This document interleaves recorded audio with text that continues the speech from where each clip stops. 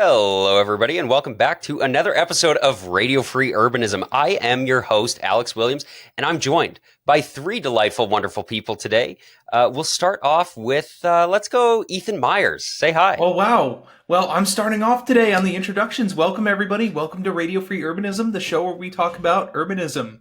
And stuff. Yeah. And, of course, we've got Nick the Door with us. Say hi, Nick. Hello, everybody. Welcome back to the show. Happy to be here. And you know what? Usually Nick is our cyclist guy, but I think we might have him beat for this episode. We're joined by Tom Babin from Shifter. Say hi, Tom. Hey, everybody. Thanks for having me. I feel like I missed the chance to say "and stuff" together. Can we try that again? That was the first time we've ever We sounded do that culty again. there, honestly. Right. Where we talk about urbanism And stuff. It's very nice. Now we're ready to go.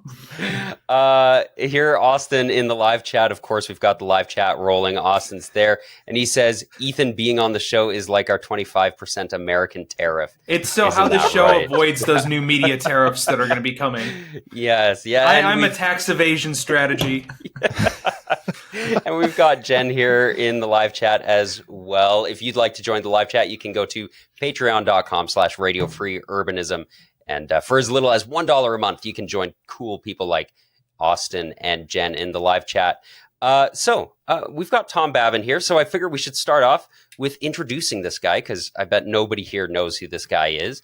Do you want to introduce yourself, where you're coming from, and why you care about this stuff? Yeah, thanks. So I live here in Calgary as well. I've lived here my whole life. And what do I care about? So I started bike commuting many, many years ago, and mostly because I got tired of sitting in my crappy minivan in traffic. My kids were young, and I was getting no activity, and I thought, oh, let's try riding a bike one time. And I just instantly fell in love with bike commuting. And so I started writing a blog back when people wrote blogs about urban cycling, and it was about me trying to figure out how to get around a city on a bike. And that evolved over the years. Eventually, I got tired of stopping my bike riding in the winter and tried to make it through winter. And I was looking for resources out there to help me get through it. Couldn't find any. So I thought, hey, maybe I could write that. So I ended up writing a book called Frostbike, The Joy, Pain, and Numbness of Winter Cycling, which came out 10 years ago.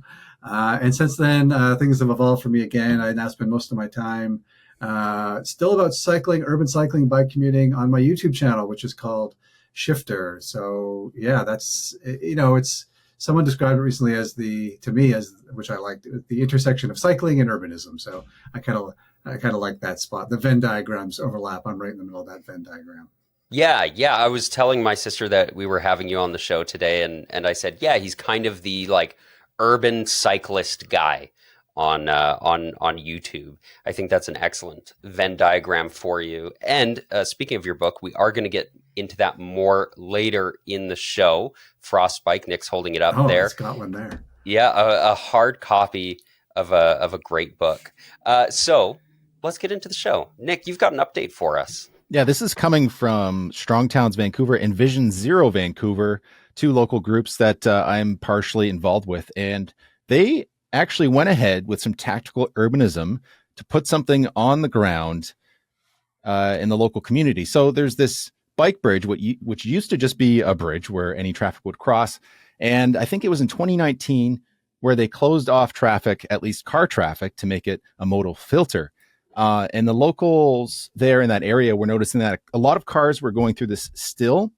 And the problem was on the one side of the bridge, it's only a bike lane. So cars would end up on bike lanes, and it was a disaster. So at first, this project was supposed to be, hey, let's help the community and prevent cars from going through here further. But then it turned into this opportunity where they saw all this extra space and to turn it into a parklet.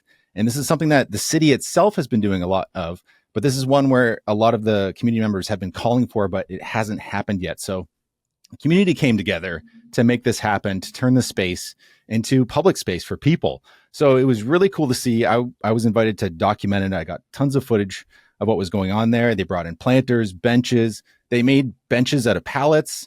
They got sidewalk chalk. And what the result was something very simple to basically say, hey, this space is for people and for cyclists. And immediately the effect was seen where far fewer cars were going through. The unfortunate part here was that the city came and actually took away almost everything the next day, which is like, we kind of expected that.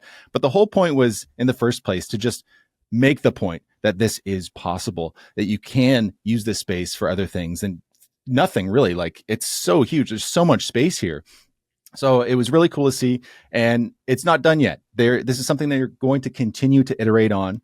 It's an invitation to the community as a whole to come and try to do this stuff and to push the city to use our space better so that we have places to hang out and chill for kids to play, which I think is fantastic. And one of the coolest things that they did was this banner that was made by one of the members of Strong Towns, Nav, and I think it looks fantastic. It looks really cool.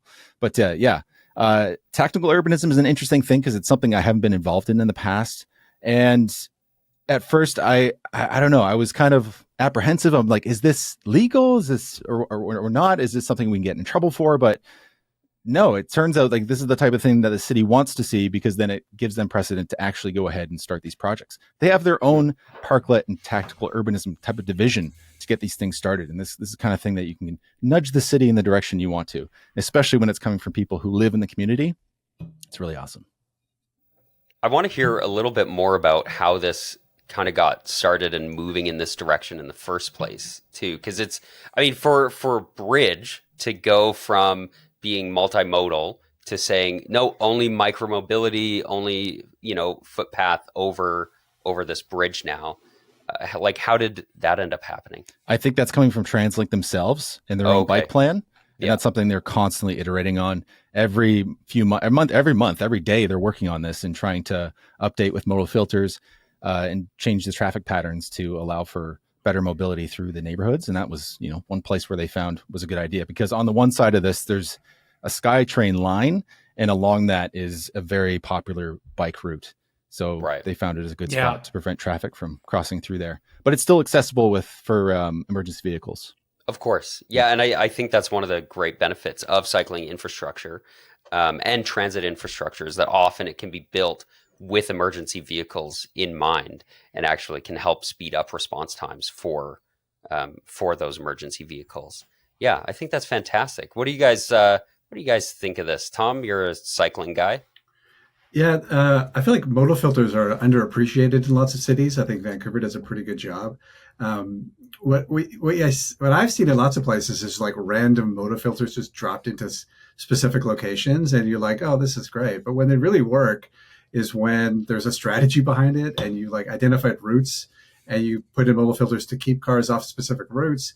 The city of your neighbor in Victoria has done a really good job in creating these really nice routes that have not, built a bike lane, which could be controversial, not like torn stuff up. Just put some modal filters in the right place to redirect people and the cars off of that route. And it makes a huge difference. It just makes like amazing streets. Montreal does a good job with that kind of stuff too. But there has to be some thought behind it. It's too often, I think, they're just like dropped from the sky or like in response to a specific complaint about something. So that's really good to see.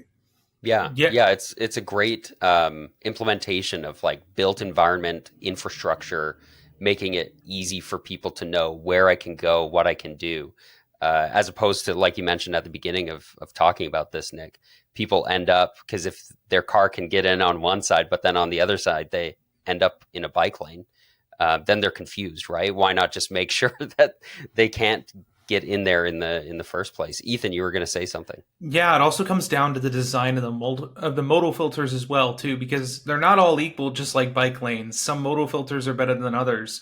But I mean, in terms of the tactical urbanism that was seen there, it's always a great thing to see that in cities, because especially cities that have a Department of Bureau of Transportation that's listening to the residents of the city and takes that into account for the planning, and like getting actual like momentum towards doing those projects is super important. A lot of groups out here in Portland end up doing that same thing as well too. Yeah. So it's super exciting to see this. So Nick, you mentioned that the city of Vancouver has its own team that builds these parklets and does this sort of thing, and that maybe you've set some precedents as Strong Towns Vancouver that will kind of give them the allowance to go ahead and do that. Are you expecting that? Like, is that something the city has said? Not yet, not with this specific area, but it's something that the group is pushing for. At least that's what they've told me, which is really cool. But I think what is more important is for them to continue the momentum, not just in this space, but in other places where they see these opportunities and take advantage of that. And one thing is they're planning classes and parties and street parties like that. Like one of the members, their mom is a yoga instructor. So they're planning to do like free yoga classes at this spot through the summer on a few occasions and stuff like that. I think is really cool to take back the space. Yeah, that's fantastic. I love that. Ethan, you've got a story to share with us. Yeah, I do. And it also relates to cycling here. And this one comes to us out of the state of California in one of the newest state proposed bills known as AB 891, sponsored by the California Bicycle Coalition. And what this bill would do is it would allow for basically a quick build method to be enforced by Caltrans along its state highways.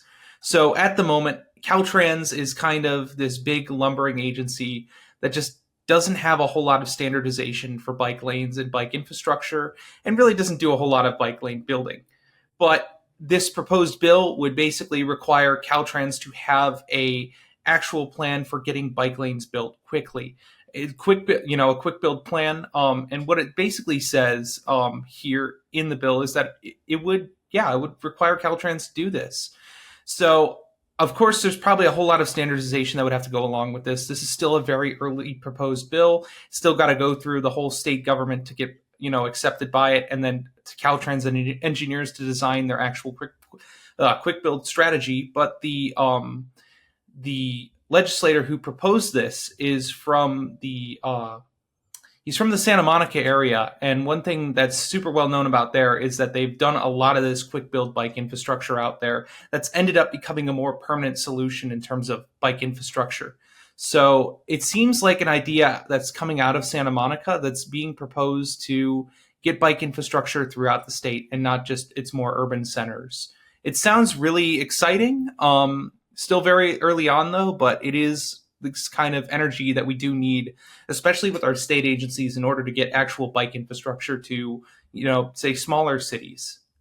Yeah, this is really interesting to me, particularly on that smaller city front, because a lot of the times bigger cities will have their own kind of idea about how to do this. So I'm wondering, and Nick or Tom, if you guys happen to be an expert in California policymaking, you might have some special insight here. But how does this end up, like, if this is a state bill, how does that end up being implemented in the cities, in the towns, in the municipalities? Do they have to come up with their own funding for this sort of thing? Is this just the state changing the rules on what a road looks like, basically, on what cycling infrastructure looks like? Do you know any details on how that works, Ethan? So when it would come to funding, because this is for Caltrans state highways, this funding would come from the state. So it's not local municipalities. It's money that Caltrans has as the state, basically their Department of Transportation for the state of California. They would be the ones building this on the roads that they manage. Right. Okay, interesting. And like, are most of the roads that the state agency manages, aren't those mostly freeways? Or so not entirely. They do manage a lot of smaller local highways that do run through cities. Okay. So I believe, for example, the Pacific Coast Highway is one of those that is managed by Caltrans itself. But there are a whole bunch of local, we call them state highways, but they could be as small as 2 lanes and can even run through the center of town. So it's not just expressways. They do manage those as well, too. But for the most part, they do a lot of local. When we say state highways, we're meaning smaller country roads. And those roads do end up going through a lot of smaller cities and even through more urbanized areas as well, too. Okay, interesting. Tom, you look like you're thinking. Got any thoughts on this one? Well, in answer to your question, no, I don't know anything about. I know nothing about California. But Californians don't even know about California. So, Tom, I don't even know if I know about the ones here. Yeah. But that the interjurisdictional squabbles are such a impediment to complete bike routes, that this is really good to hear. There's so many cities in which you see like an inner core of people who, it's full of citizens who don't own cars and like are really all in on this. And then as soon as you get to like an outer a suburb or the multi-jurisdictional or cities with boroughs like London, if they're not on board, then it just creates all these crazy gaps in a cycling network too. And I'm imagining that's what's happening in these cities too. You've got a municipality on board, but then if the state agency doesn't have a mechanism to add it, you've got this route going through the city that could just cut everything in half. So I think anything that's can sort of like align, maybe not the politics of it, but at least the policy in place so that, if you can get the politicians aligned, then at least there's a mechanism to get a complete route built. Yeah, that's actually an excellent point. I'm curious, Nick, you live in a city that is kind of broken up. Vancouver, there's the city of Vancouver, Vancouver proper, but then there's also the whole metro area.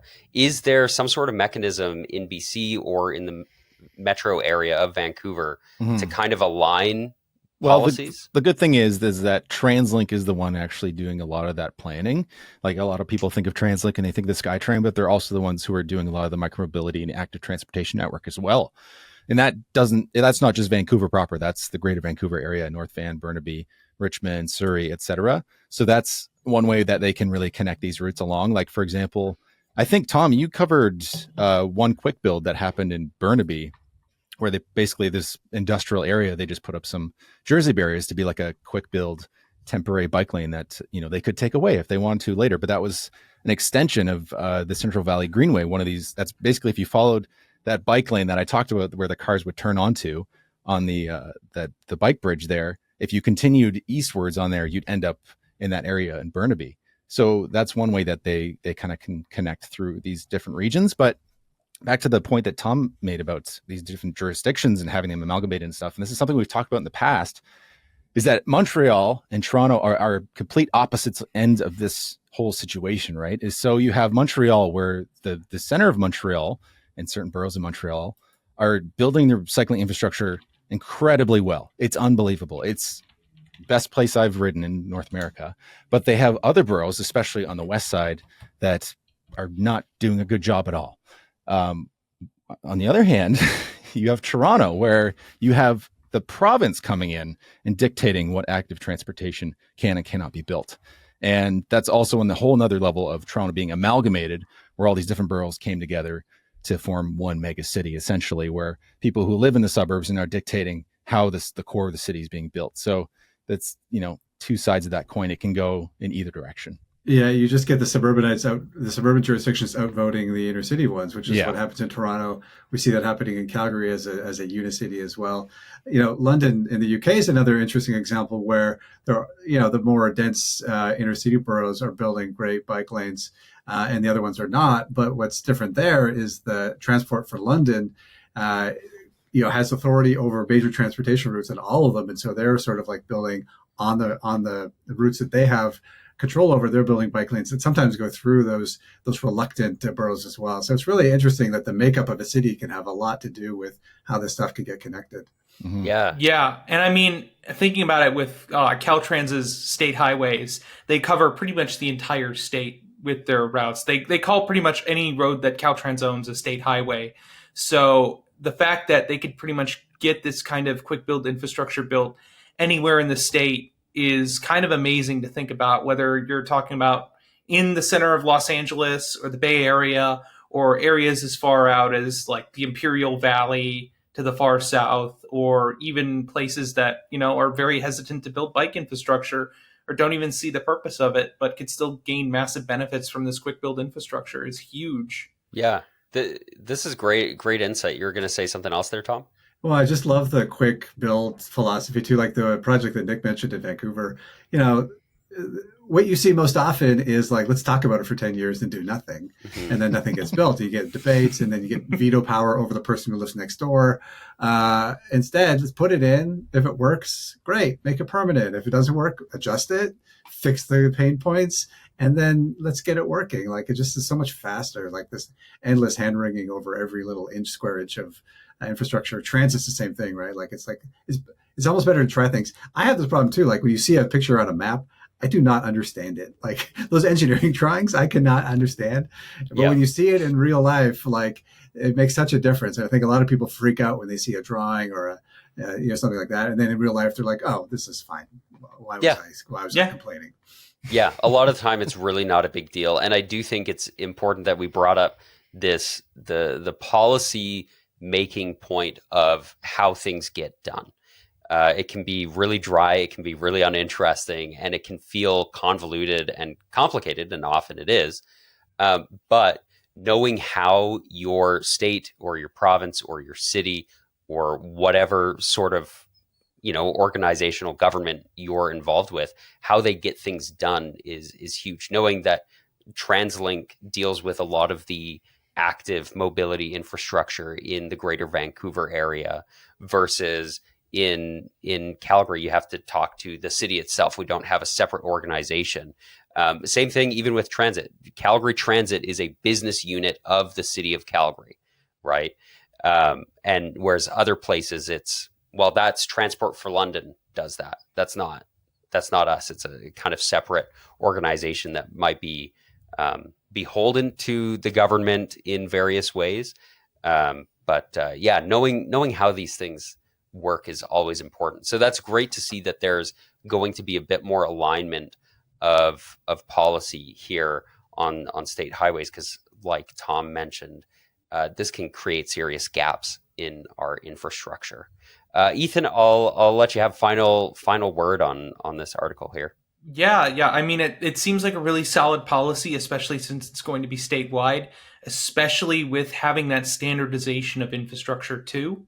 Being able to use the same material all provided from Caltrans would be incredibly beneficial to reducing cost at this scale. But it's just overall a great proposal, and I'm hoping that it advances and hopefully becomes, an active bill in the state. Yeah, that would be fantastic. Well, let's get on to this next story here. I've brought an article from Daily Hive. It says, no funding in BC government's new budget to avoid TransLink fiscal cliff and service cuts. TransLink is coming up on the show quite a bit here. So this is a bit more of a transit conversation. And I want to use this to set the stage for how we fund transit and how we talk about transit. There are a lot of people who rely on this, especially TransLink being in Vancouver. Everybody knows Vancouver has tons of transit ridership, and so funding people being able to get around is a huge deal. But often it feels like from higher orders of government, particularly the provincial and the federal governments, it feels like they're a lot more interested in funding the large ribbon cutting infrastructure projects. I talked about this last year. I went out with Calgary Transit Riders. We went to an event in Ottawa where we chatted with a few MPs. I think there was one MP from every single party except for the Conservative Party at this event, and we chatted with them. And the response from at least the Liberal Party was, hey, let the provincial governments and the municipal governments worry about funding the day-to-day operations of transit. And we're going to worry about funding the big capital projects. So I want to hear your guys' thoughts on how do we sustainably fund transit? Because we build these systems, we have federal governments and provincial and state governments that are willing to put up capital dollars so that they can show up and cut a ribbon shortly before re-election. But then a lot of the management, a lot of the care for this sort of thing falls on the municipal governments. So Ethan, we'll start with you. You're a resident transit guy. Tell us everything you know about transit funding models and how we can do better. So it's not exactly my area of expertise with finance. However, we do have this same problem here in the United States where transit agencies will come to a fiscal cliff. Everybody will start screaming about it. Oh no, there's no funding for transit. And then somehow a funding plan will be worked through where the feds end up kicking more money back to transit. We do need to generate a more reliable solution. And honestly, this is more of a, not even at the state level, but more at or even provincial level, but more of a federal level thing to where we actually have to convince our federal governments to fund our transit systems. Because unfortunately, at the end of the day, a lot of the times we're going to need that level of funding in order to be able to maintain our existing systems. It's just how it is with all infrastructure. Highways are the exact same way.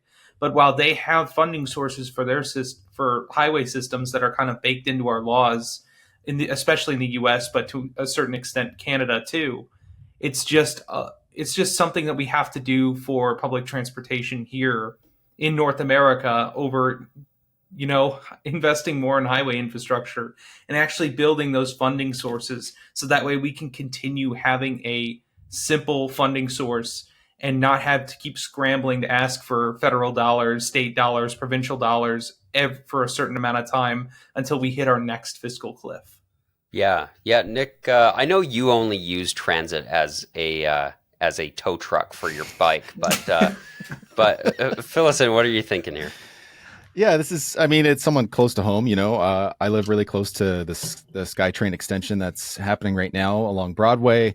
They're extending one of the lines that heading west towards UBC. Hopefully it'll get there eventually, which I think is a big part of this, why it's going to cost so much. But I think it's something that we just have to, I think we realize and know that this is a public service. It's not just simply something that we're blowing money on. I think obviously we can get into the ideas of efficiencies in government and spending and stuff like that. But overall, I think it's something we have to, as a society, realize the net benefit we get from investing in these projects and realizing the detriment that's going to happen if we don't. And that's a big thing that's going to be coming up, is if indeed we don't find and fill the gaps that we need in funding, it's going to get worse in the sense that not only is transit going to get worse, but if you're someone who drives, it's going to get worse. So they're talking about cutting hours, cutting frequency, reducing SkyTrain frequency and buses, right? Which is going to push people away from transit, maybe even permanently for some people, because we know like the biggest cost to getting a car is the entry fee. It's buying the car,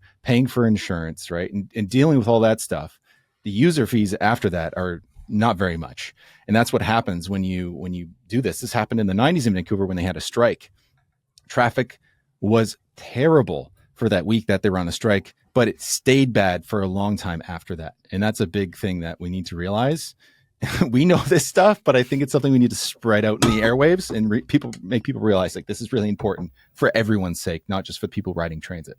Yeah, defunding transit can really add to this positive feedback loop that essentially is considered the death spiral of transit, where your services keep decreasing, but pricing keeps going up. And that just keeps making service worse, increasing prices more because you got to keep funding your system until transit's gone. Yeah, and something they're talking about here in Vancouver a lot, at least in the news, is congestion pricing, which is obviously very, very political suicide for some people, I would say, especially in places like Vancouver, where it's very suburban for the most part. I mean, it's somewhat working in New York City right now. And if they had a Democratic president, there wouldn't be a question to it and they'd let it run out for a lot longer, which again, we don't need to get into that today, but that's another option, I suppose. But again, it's not politically feasible. It's like carbon tax. People don't like it. It's not politically popular. Right. And Tom, continuing on that, I know like Nick, you do a lot of the education aspect as far as cycling goes in the city. But what are your thoughts on this whole thing? Well, I think you guys are exactly right. It's like, who cares who pays for it? Somebody should pay for it. It's not a question of, where the money comes from. It's a question of priorities, right? The money, we fund money for road projects all the time. We fund road expansions without a thought. But we've so politicized transit that every cent that goes into transit is scrutinized like unbelievably. And we also, I still feel like a lot of cities, we treat transit like charity, like we're doing something for the poor people. And therefore it's a gift and they should be grateful for whatever they get. How dare they ask for more? And that's not the way a good transit system runs. Like we have to prioritize it. We have to make it for everybody.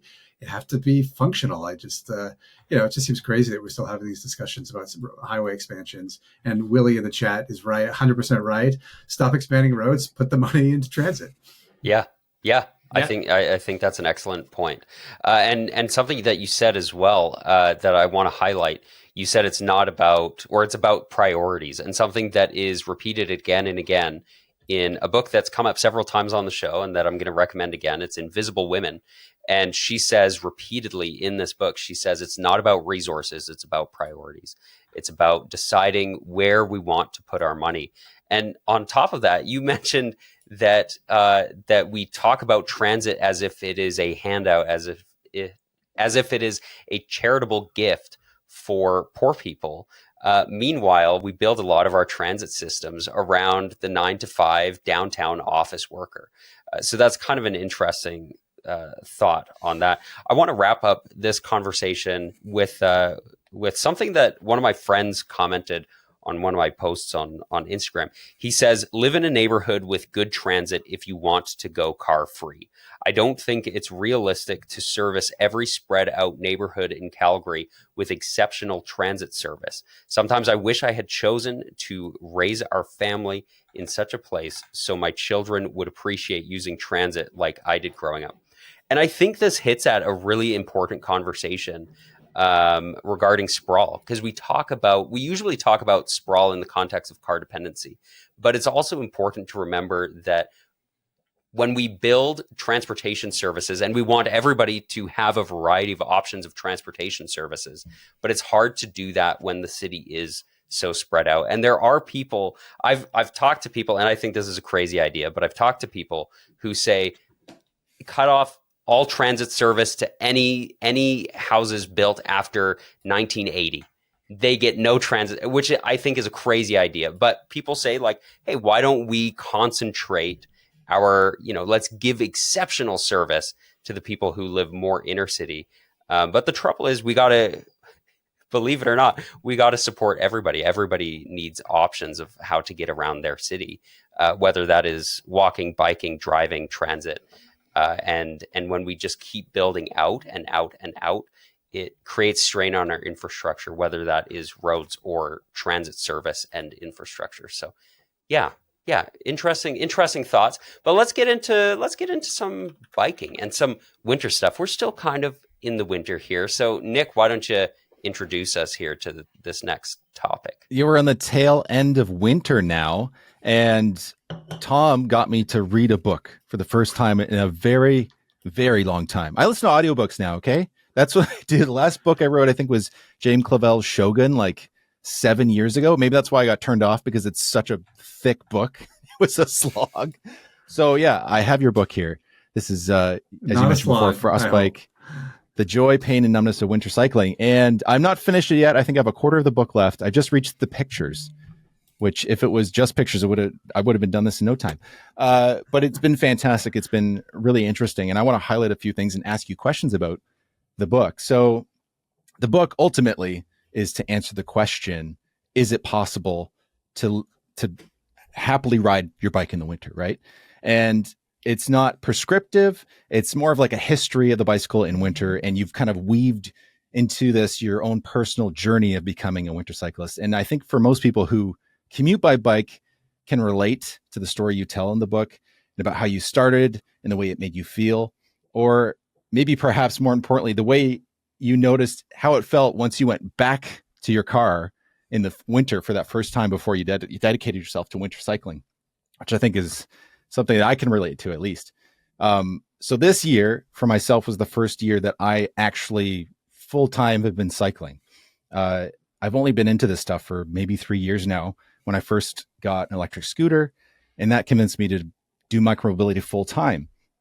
So it's a bit different on a bike, and I've been learning how to better, I guess, acclimate myself to it. In one of your videos, you mentioned mitts, and I finally got mitts, and I was like, oh my God, it works. My hands aren't hurting at the end of my ride anymore. It was amazing. But you did mention also in your book that Vancouver is the city with winters so mild that the rest of Canada mocks it as being inhabited by cream puffs, which is understandable. But the first question I have to ask is, early in the book, you talk about the first time you tried studded tires. And instead of being a normal person and going out and buying studded tires for your bike for the winter, you decided to make your own by just drilling screws into this tire. And apparently it worked pretty well, which is amazing. But the question I have is, do you still have this studded tire, the DIY tire? No, it was hanging in my garage for a while. I kept snagging my coat on it. It kept ripping, It was a hazard. tearing holes in my jacket. So yeah, don't do that. There was a time, when it was tough to find good studded tires. They're very expensive. Bike shops didn't carry them because they just assumed everybody shut down in the winter. So they're really easy to find now. But there was a time when it was viable to make your own. So I don't recommend doing it. But you can certainly do it. You just like put little screws through there, tape the inside so it doesn't get on your inner tube. But you've got to place them right or else they hit your fork, the screws hit the fork as they pass by. So yeah. I remember my son, he was young at the time, just like looking at me like, what are you doing? Even he was right as a kid. Even he knew at that point. So yeah, just go buy one. Like I only use one studded tire. You don't have to buy two. I just buy one, put it on the front. It is for me, it was like a huge change. Because I rode for years with just like a mountain bike with fatter tires. And I was like, I don't need those studded tires. But then that failed experiment convinced me to buy one, and I've never gone back. They're definitely worth the money if you've got any kind of slippery conditions in the wintertime. Yeah, I'm on the fence because, we only get icy conditions for like this year. We had 2 weeks solid where, the city doesn't have the budget to deal with it. And our bikeways through the neighborhoods are completely untouched and it's just a mess. But thankfully there's a few spots where I can get to work and not have to worry about it. But I'm always on the edge. I'm like, I'm making it work right now. But the next question I have for you about something you mentioned a bit later in the book, where you said, my biggest hurdles were things beyond my control. I struggled with unplowed streets, icy pathways, and unpleasant drivers. So how can we overcome those hurdles and encourage our community to make the changes to better accommodate winter cycling? Yeah, when I started, and the questions I get most often from people are usually about like what I can do personally, like what should I wear? What kind of bike should I ride? Should I use studded tires? And that is the easiest part, right? If you live in a winter city, you've got all the gear you need right now. You just need to wear it, and adjust as you go. But it was those infrastructure pieces. And the last part of the book that you haven't got to yet, Nick, is also about our attitudes, which we can talk about later if you like, attitudes about winter. But I think there has been a time there, I think when cities start building infrastructure, when winter cities start building bike infrastructure, there's always this thing where someone says like, oh, it's a waste of money. It's winter here for half the year anyway. No one will ride it in winter. And it's just been disproven in city after city after city. What we see, what the data tells us is you'll never get as many people riding in summer as we do in winter, or in winter as in summer. Like it's just not realistic to expect that. But what you do get is as infrastructure improves in a city, the number of cyclists rises aligned with the number of summer cyclists. So it's not just a hardcore group of crazy people who ride in winter. It's not just like the masochists or the athletes who want to do it. If you make it easy, it works. Like people will do it more and more often. We see this in Calgary. We've seen it in winter cities like Montreal. We see it in Scandinavia. Minneapolis, you see it also. So, that old argument that, no one's going to use it in winter just doesn't apply. You still hear it all the time.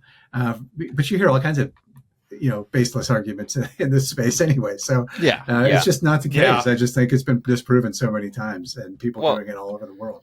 And even like here in Calgary, we you mentioned attitudes. We talk often like we have 11 months where we don't see the sun and where there's 10 feet of snow on the ground. And it's just not the case. That's not the type of climate and weather that we get in Calgary over the winter. And I was out for a walk today. It's still a little bit brisk out. It's, early March, but there were families out, lots of kids riding their bikes because it's nice enough. The sidewalks are cleared for them, and so it's a comfortable ride. I also live near a lot of schools, and all through the winter, even as cold as -20, I saw kids biking to school in the winter in Calgary, in a neighborhood where we don't have that quality infrastructure. And from my own experience, I happen to bike more in the winter than I do in the summer because in the summer it's too hot and I don't want to get all sweaty and gross. Whereas in the winter I can manage my temperature a lot better. And so, yeah, I think, remembering that there are people who bike all year round because there are people who need to get places all year round. Driving in the winter sucks. Cycling in the winter can suck. Taking the bus in the winter can suck. It all depends on the service, the infrastructure, and then of course, what the weather happens to be like that day. Yeah, I think the turning point for me was when I visited the city of Oulu in northern Finland. And I arrived late at night and when I left my hotel in the morning, there was just like streams of people, kids and grandmas and families just like riding back. I think in that moment, that was the most people I'd ever seen riding in winter in one moment. And, they're just going about their day. They weren't like cyclists. They were just people going about their day. And I do think like our attitude towards winter is a really interesting part of this. I don't know if it's the same in the US, but in Canada, like in wintry parts of the US, but we pride ourselves on being a winter country, but we kind of suck at it. Like we're kind of wimpy about winter, I was in France in Paris in like November, and it was like -5 and kind of drizzly, and the cafes were full. I don't know if you would see that here at -5. We're just like so good at avoiding winter.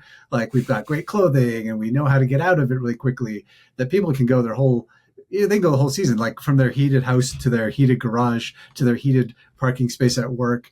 You take the +15s or the Skyways downtown. You can go the whole winter without ever going outside. And I think that's what breeds a lot of our contempt for winter.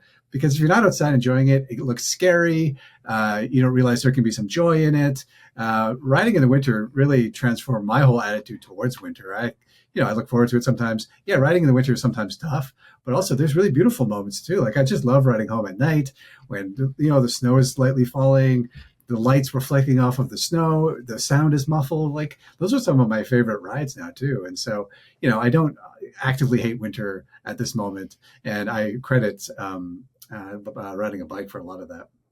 Yeah, there's kind of a contempt around winter here as well in the US, especially places that get snow.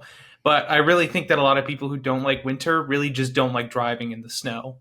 And you'll come to the realization of that when they don't have to drive and they can just enjoy winter, and they love it then. Yeah. It really is more of a, you don't hate winter, you hate driving in the snow.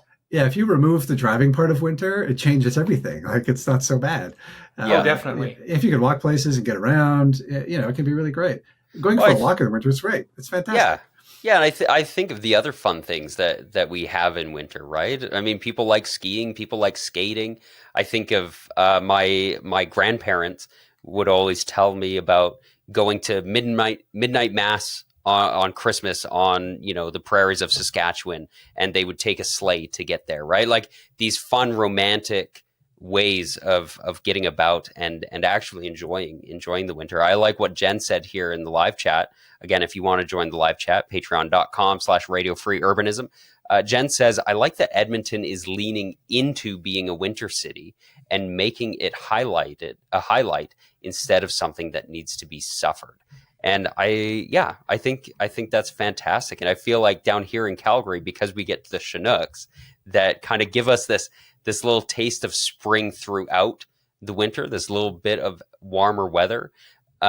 We kind of, we hunker down for a week or two, and then we're like, don't worry, the Chinook is coming. The Chinook is coming. And then we'll go outside when there's things to be enjoyed all year long. Yeah, Edmonton's got a Winter Cities Committee that's with the sole job of making winter better for everyone in the city. And so they organize festivals, organize events, think about infrastructure in a different way, think about how we can make it more tolerable. Some cities do a good job at this. Winnipeg has a great winter initiative around the Forks, where they've got the pop-up restaurants on the ice of the river when it freezes. There's really cool things happening. But you have to sort of think of winter as an opportunity instead of something to avoid or something to dread, which is tough for a lot of people to get their heads around. Yeah. Yeah. And I think it's harder too when you don't grow up with it. And like, it's something I've been learning over these past few years, and I'm still learning stuff like I just mentioned about wearing mitts and how much that made a difference. But people aren't used to doing that. They don't know, like they don't even know what the experience is like. But I try to say it to people, once you've experienced it and once you've overcome, so to speak, riding in the winter and been comfortable doing it, it is such an amazing feeling. It's so different than riding in the summer. And I think it's something that a lot of people need to really experience to understand what that's like. There's something really triumphant about, overcoming nature. It's really cool. It's Yeah. funny how we talk about winter too, like the negativity around it all of the time too. I have this mini rant that I shouldn't say because everyone tells me I'm out to lunch, but like Come the on, way this is Radio Free Go for it. Urbanism. Let it rip. well, the way we talk about wind chills drives me crazy because whenever you hear about it in, like a weather report, they'll say it's -10, but feels like -30 or whatever. And like, yeah, wind chill's a thing. Of course, if you're standing in the wind, it's going to make you colder. But like, feels like is a very subjective argument. Like, if you dress for it, it feels fine. If you're, the original wind chill measurements were taken as a way of like, it's a measurement of how quickly moving air removes heat from a body. So if you're standing naked in a field, yeah, that's bad. If you're wearing a jacket, you're probably fine. So like, there's a risk of like putting people at risk if you're not giving them proper information. I understand all that too, but sometimes I feel like we frighten people. And like kids at school, they cancel recess when it's -10 and the wind chill's at -15, and like, if they're dressed for it, they'd be fine. So it's an education piece, I think too. It's like they have to have the knowledge to do it, and we'd be fine with it. Yeah. Personally, I think the reverse of it is so much worse with just too much heat. Honestly, it cycling when it's over 100 degrees out is truly a chore, and when it gets above 110 and you're cycling, you're riding in an air fryer. It's funny how similar riding in extreme heat and extreme cold are, like, because you have to think about the same things. Like, you have to prepare for it, you have to change your route, you probably want to minimize your time outside, you have to look for places of relief. So yeah, got to worry about your tires. Worry about your tires. Yeah. I just want to highlight this comment from Willie here. He says, "I'm going to have to stop standing naked in fields in the winter." Great advice for everybody. Your problem. There's your problem. The nudist colonies are. Nick, on Frostbite, do you have any more questions? I do. I've got a couple more. Okay. I don't know how much longer you guys want to spend on this. Well, I'm fine. Okay, we'll keep going. So later you talk about going to the Velocity 2012 in Vancouver, and about the conference you say, here everyone accepted that bikes are cheap and fast, good for one's health and the environment, beneficial for street life, and they help unclog congested roads. It's a question about whether cycling it wasn't a question about whether cycling can make cities better. It was a question of how we can enable it to happen. So the question I have is, how do you think that question has been answered in North America over the 13 years since you went to that conference in 2012? Well, yeah, I mean, if you would have asked me back then, I thought we'd be farther ahead by now. I think one of the disappointments I've had is how slowly these things are evolving. I feel like there's always progress happening in this area. Like, we're seeing improvements in cities. I feel like the understanding of the benefits of cycling are growing. I feel in a lot of cities too, like even the politics has changed a bit, where like maybe they're not building bike lanes as quickly as I would like to see them, but there's not politicians, using it as a wedge issue anymore. Like in some cities are realizing it's not a winner all of the time. So I do think the tenor of the discussion has changed a little bit, but of course, 13 years. Oh man. And we're still waiting for those bike lanes. Like, I'm optimistic by nature, I think. And I feel like I get messages through YouTube all the time from people who are like really excited about what's happening in their city. So that's really what keeps me motivated. And I see like things are happening. It can feel like it takes forever. Yeah, absolutely. Things are too slow, but I don't know. Do you guys get the same vibe? Like, I just feel like it's growing. It's a movement that's constantly growing, just not as quickly as maybe I was. Absolutely. Like. I think more people are understanding the benefits of it as a whole. Like, one of the things we've talked about is, for example, the one more lane borough, like that whole idea, that's becoming a more common knowledge of induced demand. It's something that more people are starting to understand. It's becoming common knowledge. But at the same time, when it comes to actual advocacy and stuff being put down on the ground, some places have been fantastic, and I think it's more local than as a whole. Like we've seen in Montreal, incredible explosion over the past 5+ years. On the other hand, we have what's happening in Ontario, right? We've got a premier who wants to rip out bike lanes in the city where he works. So it's all local, but I think overall the Overton window is shifting in the right direction. Yeah. And I'm also an optimist whenever whenever I chat with other young people, especially people who are a little bit younger than me, who say things like, "Oh, it'll never happen in my lifetime," I'm like, "You're 20. You're 20. There's a lot of time between now and the end of your life." And I always tell people, I'm like, I'm going to live for another 75 years. I plan to live to the year 2100 because I think that would be cool to say I lived in 3 centuries and 2 millennia. Um, and so I always think of it on that time scale. That's what I'm working towards, and I'm confident. I'm confident that 75 years from now, I can make sure things are great. I hope you make it. Yeah, As write long this as I down. keep We're gonna hold you to it. putting that effort in, right? Only got 75 more years to go. Only 74 75, and yeah. 9 months. We can do it. We can do it. I think it all comes from, somebody asked me once, because of course we've talked about the Green Line a lot. Somebody asked me, do you think that the Green Line is ever going to go north? And I said, yeah, because people want it to, because it's an important infrastructure project that is very key to how we get around the city. And so I think we keep working towards those things. We keep fighting for those things. And eventually we make it happen, right? Yeah. Ethan, what do you think? Are you optimistic? Yeah, I mean, I'm fairly optimistic, even with, the current state of the United States federal government. I'm still fairly optimistic, especially for bike infrastructure, because that's definitely a lot more local level when it comes to, getting that infrastructure built. And I think we're seeing that change happen on a level in cities across the United States and Canada that just hasn't been seen before outside of the past 2 decades. And realistically, I mean, with how affordable that infrastructure is and how it actually ends up saving cities money, it's the financially responsible choice for cities to do. And you're going to see cities continue to, lean more into that. I mean, even cities like Tampa, Florida have protected bike lanes in their downtown cores. It's only a matter of time before it keeps getting expanded further and further from the core of the city. Yeah. Yeah, exactly. Right. Yeah, on this topic, Willie sent in a good question. So we let our Patreon subscribers know beforehand that you were going to join us today. And so we got a few questions in before. And this one comes from Willie. He says, what aspect of urbanism do you think Calgary needs to improve on the most? And what is its strongest aspect? I think the problem in Calgary that is fundamental to all these discussions we have is motonormativity. It's car brain. I think that just feeds through every conversation we have about density, about transit, about parking minimums, about anything. Like the question that comes up at every project is, where am I going to park my car? And I don't blame people for this. Like, I feel like if you're raised in this culture and you take your car everywhere you go, why wouldn't you think that? Like, I just feel like the real impediment is not politicians.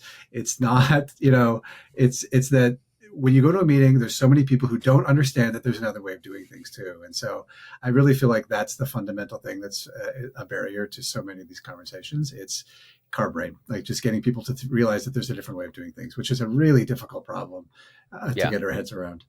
Yeah, and I think to touch on this too, that like, you can't blame people for like seeing the world how they get around it, right?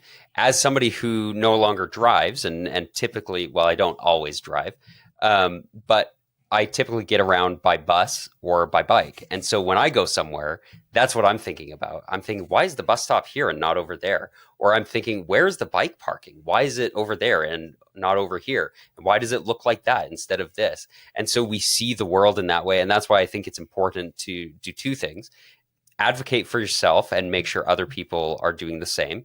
And then also look outside of yourself and try and make sure that other people are included in that conversation, whether they're able to show up based on their means, resources, and know-how. But for the second half of the question, back to you. Oh, the best parts. Yes. Well, we have great train.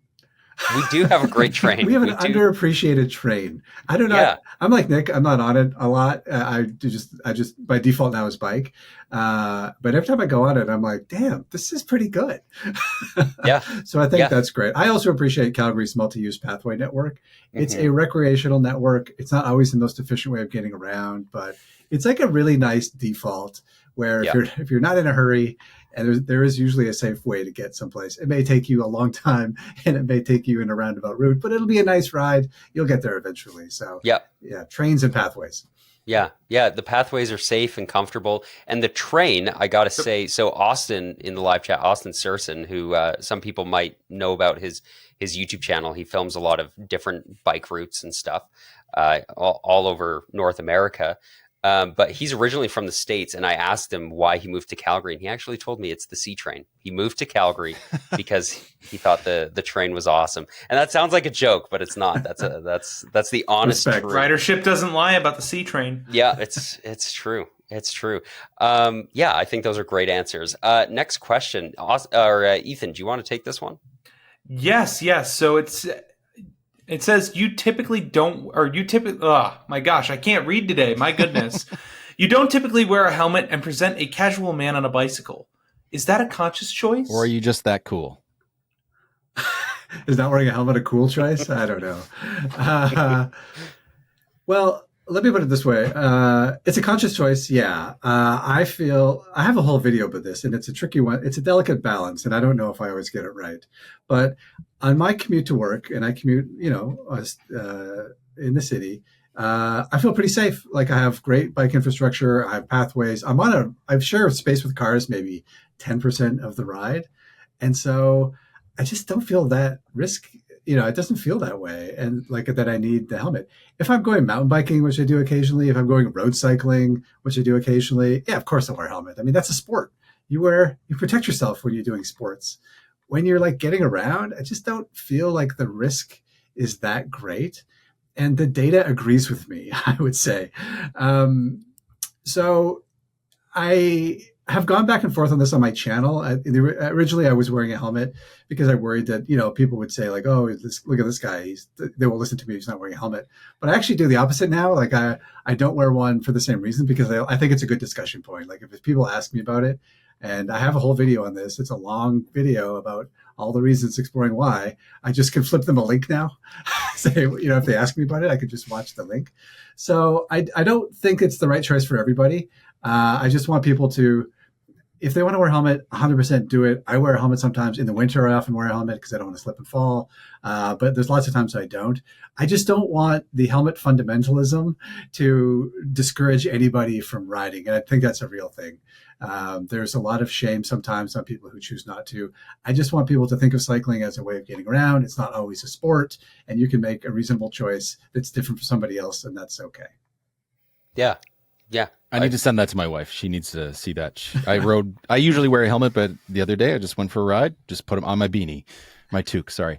And she was like very upset. She's like, why should you wear a helmet? I was like, well, I tried to explain it to her. It didn't go well. So I mean, the data agrees with you. Like there's great data out of the great studies out of UBC and the school there that looked at fatality rates, and they're very similar between motorists, pedestrians, and cyclists. Motorcyclists are like off the charts, but the numbers are not that different amongst them. So when you look at sort of miles traveled and that kind of thing too, so.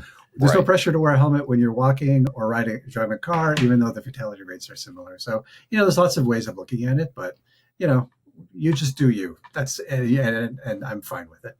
Yeah. Yeah. I think that makes sense. And we all appreciate the casual man on a bicycle thing because honestly, it should be boring. I think our infrastructure should be a lot more boring and uninteresting than it is because we're just trying to get places. Yeah. And the default for cycling in North America is that it's a sport. It's an athletic pursuit. It's about racing. It's about going fast. It's about how light your bike is. If you go to a bike shop, most bike shops still, they tend to push you into lighter, faster, more gear heavy bikes. And that's great for some people, but I don't think that's a requirement. And I just want to expand the people's perceptions of what a bike can be. Yeah. Yeah. Yeah. I think that's fantastic. Just got to roll in there with your e-cargo bike that weighs 80 pounds and just say, yeah, this is my normal ride. Yeah. Yeah, absolutely. Yeah. Those cargo bikes are so good. Nick, why don't you take this this last So question? this is from Austin, one of our Patreon supporters. He And regularly he asks the asks same this. question every time.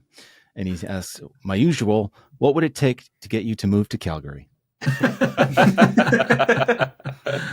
Well, I'm already here. Excellent. Look at that. That's an You easy did it, one. Austin. You got him to move to Calgary. Yeah. Austin owns a little bike shop in the Northwest too. So yeah, we're full of Calgarians today. Jen's also here. Drop the bike shop name, Alex. Everyone needs to hear it. It's Village Bicycles.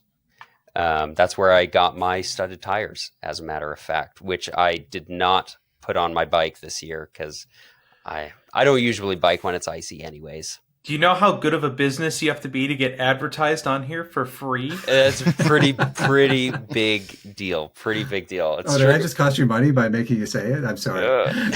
Yeah, yeah, Austin. Yeah, Austin. I'll send an invoice to Austin for that. Well, we have a couple listener mails here. Should I take this one, or you? Sure. Do you want me to take this one? Okay. Yeah, you take it, Alex. He made it big because my eyesight is so bad. So Jen says, recently Bike Calgary announced that beginning mid-March, there will be a pilot of some bike keep e-bike locks and lockers downtown. If you could choose any location in your city to place secure e-bike parking like this, where would you choose? And this one's going to be for everybody here. So Ethan, let's start with you. Where would you throw some bike parking? You know, there's not a whole lot of it around this part of Portland. I would say, honestly, downtown at Pioneer Courthouse. There's a lot to the south near PSU, Portland State University, but there's really not a whole lot of secure bike parking in the actual center part of downtown. So it would be kind of an essential area and probably boost business quite a bit, just having that kind of secure bike parking. Yeah. Nick, what do you think? I would think Gastown. Gastown is kind of the old center of the city, and groups are trying to make it pedestrian, but the city decided, let's just do it for 8 hours on Sunday and spend $1 million moving the furniture every weekend. But that'd be a good spot because that's a place where a lot of people end up going, and it's a place where a lot of people worry about having their bike stolen as well, which is like any city, but yeah. Yeah. What about you, Tom? Well, I'm going to pick a different one. I'm going to say where you park your bike at home. I've seen some data recently that says most bikes are actually stolen from people's homes, their balconies, their garages. And I think this is an underappreciated area where people don't secure their bikes properly. And, someone told me recently I can't remember where it was in the US where there's security video of like thieves climbing balconies up 3 stories or 2 stories and like pulling bikes off there and lowering them down below. So lock your bike properly at home also. Yeah. All right. That's a good take. I am going to say the more suburban train stations. I think there's a lot of opportunity. We've talked about, transit frequency and such in the suburbs. Cycling is such a cheap way to expand people's trips and people's mobility that I think giving some more accessible, secure bicycle parking that people can feel comfortable leaving their bike locked up all day at a suburban train station. I think that would be great. And we do have some, like I know Shaughnessy Station and even the Mackenzie Town bus station has some secure bike parking, but it's not, I don't know how well used it is or how well implemented it is, but that's something I would consider. Do we have time for, because I can go on bike theft for hours. Oh yeah. Tell us more about bike theft. I gotta do one thing. Because Vancouver is a great example of, I don't know if you know this, Nick, what's happening in Vancouver, but like everyone needs to replicate what's happened in Vancouver. The number of reductions in bike theft is like off the charts. It's like 70% down. Thefts are down 70% or something in the last 5 years.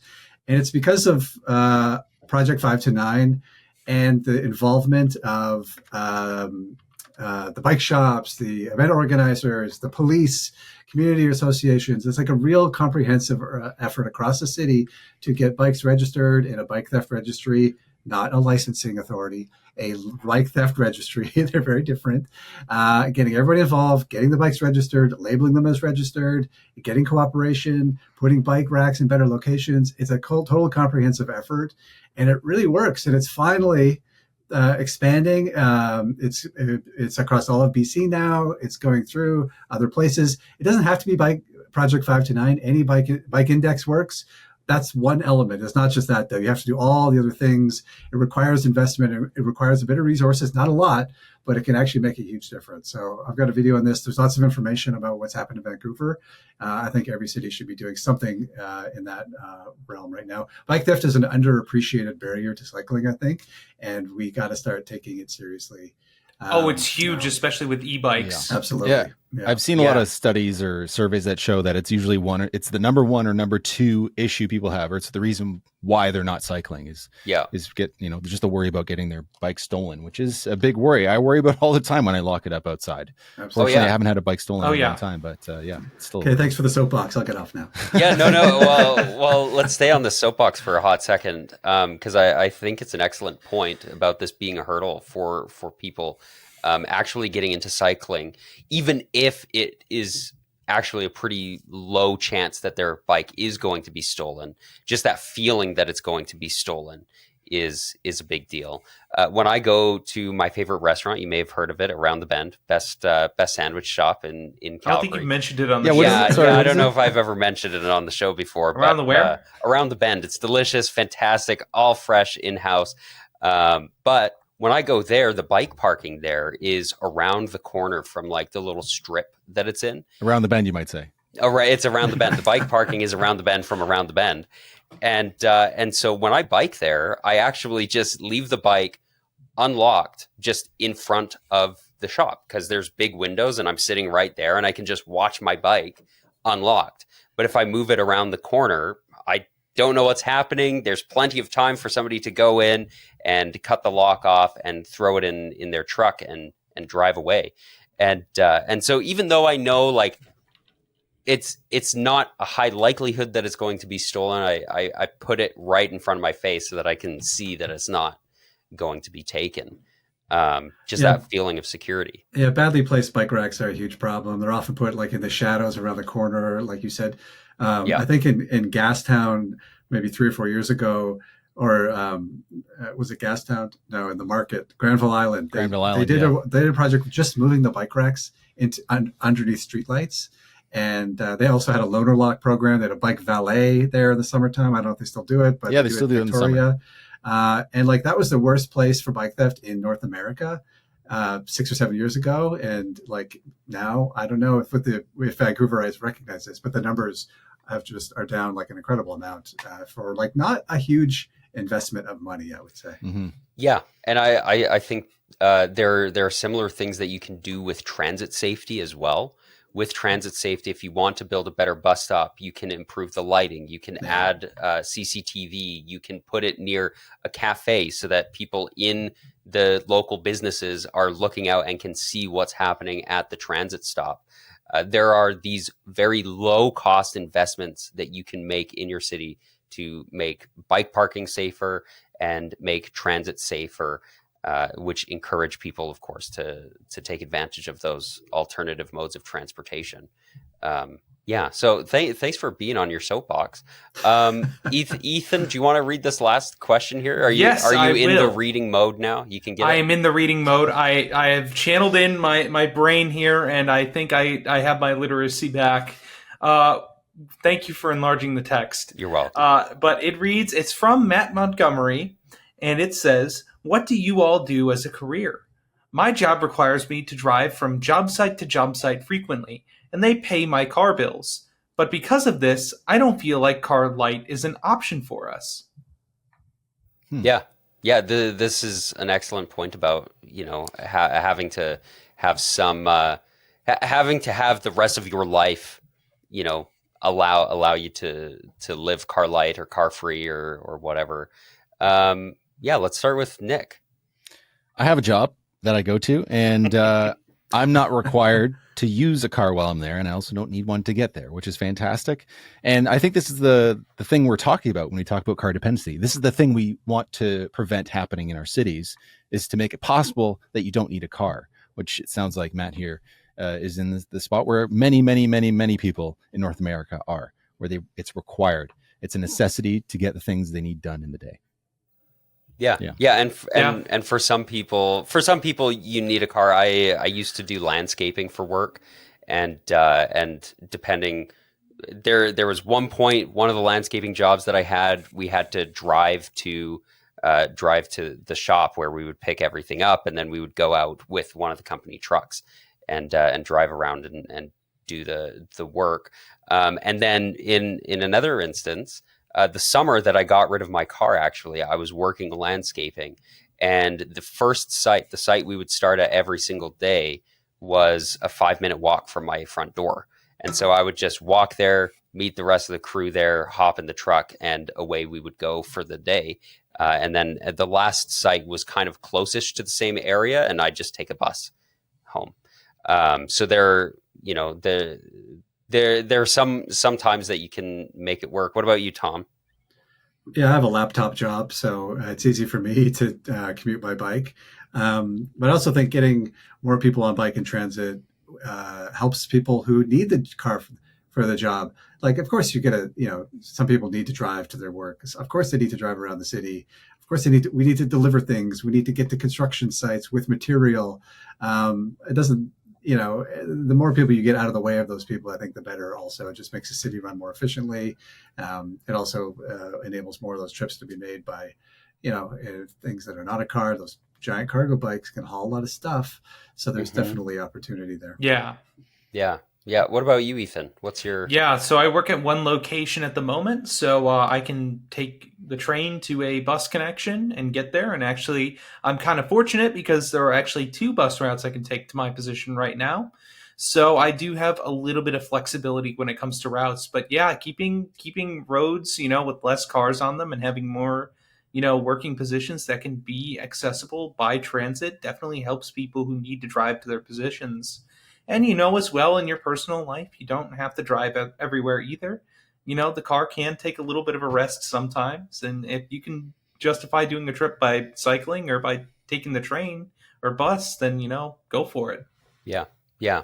And right now, for myself, I'm working as a podcast editor, which is remote, which works out pretty conveniently. But then, of course, I'm also doing a political campaign, which kind of adds a kind of interesting scheduling situation for me. I have a lot of different coffee meetups and a lot of different lunch and events to go to. Luckily, a lot of those are pretty easy to get to by bus. And while I'm on the bus, I do a lot of reading to learn and emailing to get in touch with more people. So I kind of, even though it requires some extra working around with the schedule, I managed to turn that into productive time as well. Well, this has been a lot of fun. Tom, do you have any final thoughts on the show, on urbanism, on life? Any wisdom to impart? Wow, no pressure with that question. No, I really enjoyed this. Thanks for having me on. You guys are doing great work. I love listening to it. And I think the more people who do this kind of thing, the better. There's lots of people who are getting interested in this. My opinion is, we talked about motonormativity earlier. I think the more people who are out there educating, the better. YouTubers and podcasters are not going to get that bike lane built all the time, but it is an important function to get people thinking differently, that there are other ways of building cities. Yeah, 100%. Well, this has been good, grand, and groovy. I thank everyone for joining us today, particularly Jen, Austin, and Willie here in the live chat, my co-hosts, Ethan, Tom, and Nick, for joining me on the show today. Ethan, why don't you finish us off here? Absolutely. Tom, thank you so much for joining us on this show today. Do you want to shout out any work that you're doing right now? Any handles, Yeah, Shifter. Search for Google YouTube Shifter or Shifter_cycling. That's where most of my work is going up these days. I'm also on Instagram at Tom Babin. Perfect. Nick, where can the good people find you? Well, I'll tell you, but I have a little bit of wisdom and something I wanted to mention earlier. And I think it's out of your book, so I'm just going to quote you for a second here. It says, "A nice ride in the summer is something to brag about to your friends. A good ride in the winter is something you quietly put adjacent to your heart, an unspoken victory filed away for times of weakness and need, to be pulled out when you require a reminder of what you are capable of." And that's something that I've been keeping while I've been reading this book. It's been giving me motivation every morning to bike when it's cold out, which is fantastic. Absolutely love it. I love that. And I want to say thank you for joining us on the show. It's been fantastic. And I hope that I have more questions for you. So maybe that's going to entice you to come back on the show in the future. But anyway, my name is Nick Laporte, and you can find me at Nick the Door on Instagram, YouTube, and Blue Sky. Alex, how about yourself? The good people can find me at Humane Cities on Instagram and YouTube, and Alex Williams, YYC, everywhere else if you'd like to follow along with this whole campaign situation. Ethan, where are we going to find you? The good people can find me over on Climate and Transit on pretty much any platform. Folks, thank you so much for tuning in to Radio Free Urbanism. And once again, a thanks to Tom here. I also want to thank our live chat because we didn't do that all stream today. But if you want to become a member of our wonderful live chat, like Jen Hall, Willie, and Austin, who are talking all day today, for just $1 a month, you can join our Patreon. That gives you access to our Discord as well, too. But anyways, enough of that advertisement. Thank you so much for tuning in to Radio Free Urbanism. And as always, train good, car bad. Two wheels good. And feet first.